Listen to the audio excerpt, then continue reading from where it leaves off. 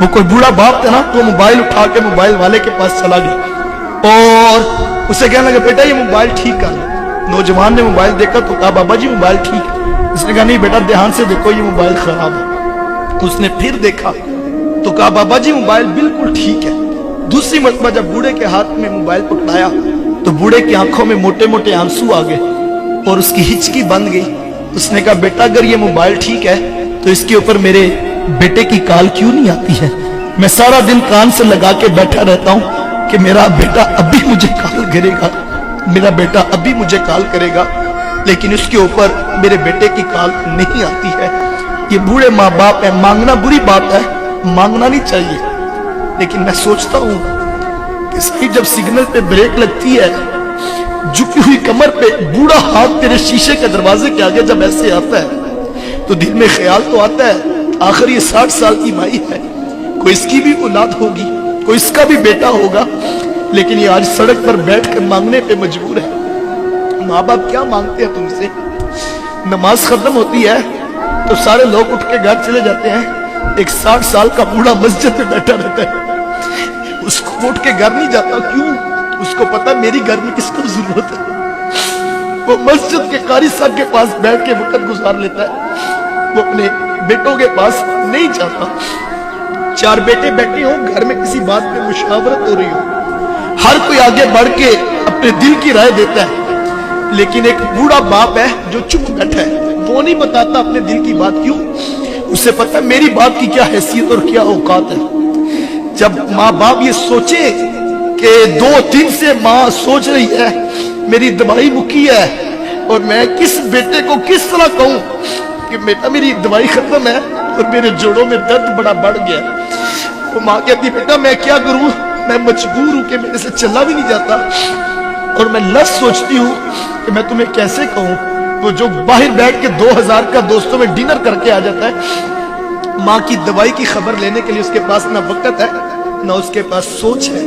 मैं नौजवानों से कहता हूं आज तुम्हें बुरा लगता है, तुम कहते हो मैंने ये करना है मैंने वो करना है, तुम्हें माँ बाप का टोकना बुरा लगता है। शायद एक वक्त आएगा जब घर से 4 पाई उठ जाएगी, वो 4 पाई जो तुझे बड़ी बुरी लगती थी तूने उठा के सेन में रख दी थी। मेरे बच्चों की नींद डिस्टर्ब होती है, एक वक्त आएगा वो 4 पाई जब उठ जाएगी तू घर में चिराग लेके भी ढूंढेगा मेरी माँ मुझे मिले, मैं मशवरा करूं, मैं बाप से पूछूं मुझे बता जिंदगी कैसे गुजारूं, मैं क्या करूं।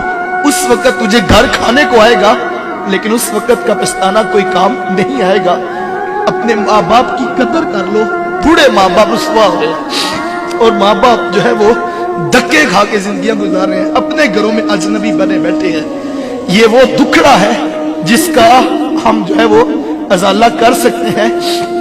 अपनी जन्नत को यतीम खानों में ना जमा कराओ, अपनी जन्नत को दूसरों के ऊपर ना डालो, इस जन्नत की कदर कर लो।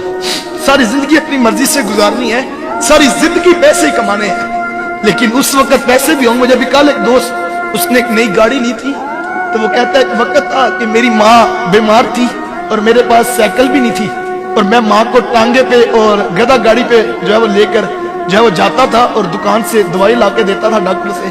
अब मैंने गाड़ी भी ले ली है लेकिन माँ नहीं है मेरे पास तो मैं गाड़ी में बिठा सकूं। साहब नई गाड़ी भी होगी, नया मकान भी होगा, दुनिया की सहूलतें भी होंगी, लेकिन लुत्फ नेमतों में नहीं आएगा जब माँ बाप पास नहीं होंगे। सब कुछ लुटा दो माँ बाप पे, रब ने बहुत कुछ देना है। जो माँ बाप की कदर करता अल्लाह उसे थोड़ नहीं आने देता। सब कुछ लुटा दो, खुद भूखे रह लो, माँ की दवाई की, माँ के दूध के लिए अखराजात की टेंशन ना लो, सब कुछ लुटा दो उन पे। जिसने माँ बाप की कदर की है उसे दुनिया में किसी चीज की थोड़ नहीं आएगी। आओ अपने बूढ़े वालिदैन की कदर कर लो, अपनी औलादों की कदर कर ले। वो किसी ने बड़ा खूबसूरत जुमला कहा था, उसने कहा कि बेटा जो है वो डॉक्टर बन जाए, इंजीनियर बन जाए, बेटा जज लग जाए, तो माँ बाप सोचते हैं कि अब बेटा बड़ा अफसर हो गया है, इसके साथ बात कैसे करनी है, कहीं हमारी बात से ये नाराज ना हो जाए। लेकिन कहा इसके बरअक्स अगर बेटा आलिम दीन बन जाए तो फिर बेटा सोचता मैंने बात किस लहजे में करनी है। अगर मेरा लहजा भी ऊंचा हो गया तो अर्श का रहमान नाराज हो जाएगा और मेरा जो है वो खुदा नाराज हो जाएगा। कहा अगर बेटा दीन की राहों पे आ जाए तो फिर बेटा सोचता है कि कहीं मेरा लहजा ऊंचा ना हो जाए। आए अपने वालिदैन की कदर कर ले, اللہ تعالیٰ مجھے اور آپ کو کہے ہوئے جملوں پر اور کہی ہوئی باتوں پر توفیق عمل عطا فرمائے. بس نیم قلب دعا ہے جن کے والدین وفات پا گئے اللہ ان کی بخشش کرے, رحمتوں کا حساب دے. جن کے زندہ ہیں صحت و تندرستی والی زندگیاں دے.